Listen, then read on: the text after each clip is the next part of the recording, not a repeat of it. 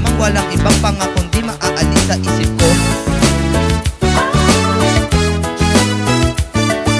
Sinagot kita sa wari ko, seryoso ka, ikay tuwa-tuwa, ako'y napasayo. Sa dami manliligaw, kundi kotse pa kung magregalo ay mamahalin pa. Nalaman kung puro utang lamang pala ang pera at ang kotse niya. Hoy, mister, tigilan mo ako sa mga pangbubola mo sa buhay ko. Hoy, mister, huwag ka nang magkaila. Tigilan na pangloloko mo sa misis mo.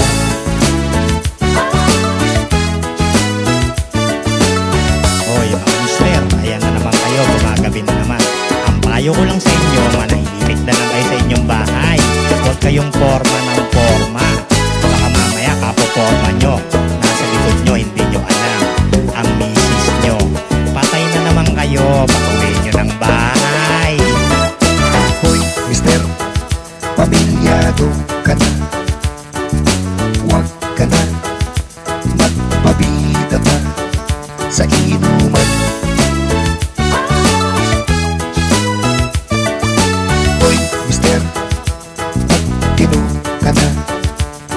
Kung ayaw mo mawala, pasensya ko.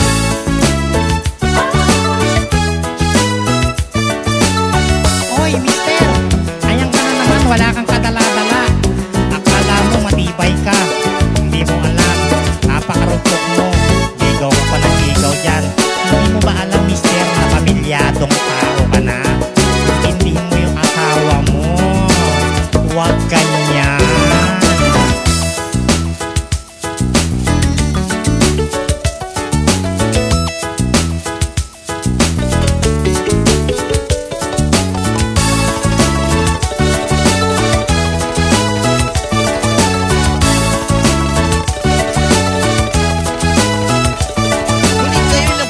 Akala ko sa piling mo ay sasaya ang buhay ko. Nilinlang mo ang isip ko, binihag mo ang puso ko. Nabola mo't nakuha ang atensyon ng magulang ko. Puro salta ka lang at di mo magawa.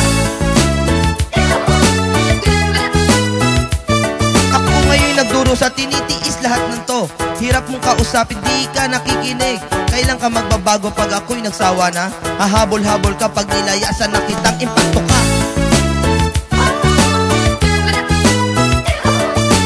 Oh, mister, kamusta ka na? Oh, ano nangyari dyan sa katawan mo? Bakit ganyan kulay violet? Sabi ko na sa'yo eh, ayaw mo pang tumigil eh. Kita mo na napala mo. Dapat huwag ganyan. Dapat ang mga misis nyo, minamahal nyo palagi. Para hindi nagkakaganyan ang katawan nyo. Hoy, mister, isang hirit na lang. Diyan ka na matutulog sa labasan.